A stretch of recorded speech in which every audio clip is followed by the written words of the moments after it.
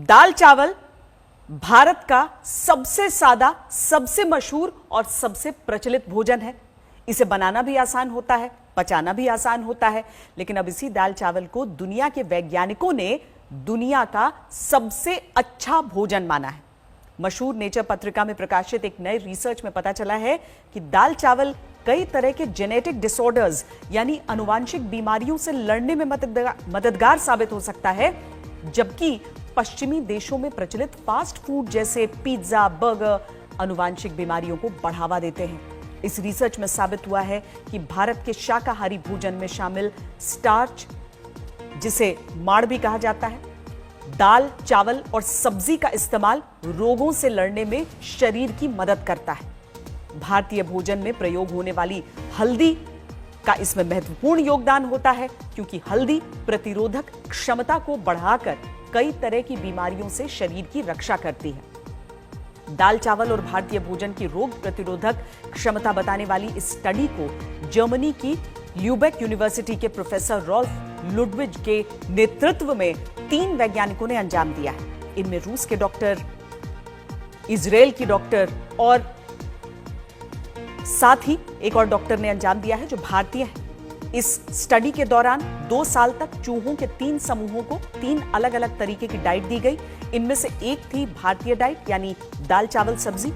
दूसरी डाइट थी पश्चिमी देशों में प्रचलित फास्ट फूड जैसे पिज्जा, बर्गर, और तीसरी डाइट वो थी जिसे लेने की सलाह डॉक्टर देते हैं। इसे रिस्ट्रिक्टेड डाइट कहते हैं। इस स्टडी के नतीजे दाल चावल के पक्ष में आए और इसे दुनिया का सबसे अच्छा आहार माना गया। जर्मनी में चल रहे इस रिसर्च की टीम में शामिल भारतीय डॉक्टर यास गुप्ता से आज तक ने एक्सक्लूसिव बातचीत की है। उन्होंने दाल चावल की खासियतों और अपनी स्टडी के बारे में विस्तार से समझाया है। आप भी सुनिए कि दाल चावल की खासियत क्या है। मैं आज बात करूंगा, हमने जो हाल ही में जो रिसर्च करी, हमने रिसर्च करी डाइट पे। हमने इस रिसर्च में चूहों को 3 तरह की डाइट खिलाई।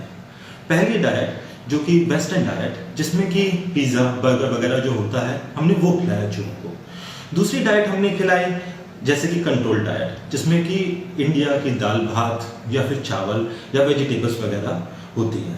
तीसरी हमने जो डाइट खिलाई चूहों को, वो खिलाई कैलोरी रिस्ट्रिक्टेड डाइट, जो कि जो है आपको डॉक्टरों के पास जो डाइट जो मिलती है, जो आपको हॉस्पिटल्स में डाइट मिलती है।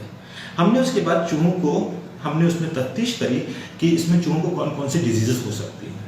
हमने देखा कि जो है क्या इन चूहों को अर्थराइटिस होता है, क्या इन चूहों को पैंक्रेटाइटिस होता है, क्या इन चूहों को लूपस लेवल बढ़ता है, या फिर इन चूहों का ब्लड शुगर हाई होता है, या उनका वेट बढ़ता है। हमने इस सब की सारी चीज़ों को देख करके ये पता लगाया कि जो वेस्टर्न डाइट होती है, जो पिज़्ज़ा बर्गर वाली डाइट होती है, वो चूहों में इन डिजीज़ को और इन बीमारियों को हमेशा बढ़ाती है। इनके अंदर पैंक्रेटाइटिस ज़्यादा होता है, इनके अंदर लूपस ज़्यादा होता है, इनके अंदर अर्थराइटिस ज़्यादा होता है, इनका ब्लड शुगर लेवल हमेशा बढ़ा रहता है, और ये चूहों के लिए बुरी होती है।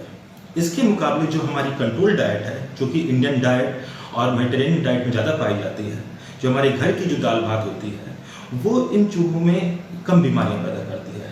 कैलोरी रिस्ट्रिक्टेड में तो ये बीमारियां और भी कम होती हैं, लेकिन जो इंडियन डाइट है वो काफ़ी वेल बैलेंस्ड डाइट हमने देखा। हमने अपनी रिसर्च में पता लगा करके ये हमने देखा कि जो इंडियन डाइट है वो काफ़ी मात्रा में lupus, pancreatitis, arthritis, blood sugar level जैसी बीमारियों को बहुत हद से कम कर देती है। तो मेरा ये कहना है कि जो हमारी इंडियन डाइट है, जो दाल भात वाली डाइट है, वो सबसे बढ़िया डाइट है, वो वेल बैलेंस्ड डाइट है।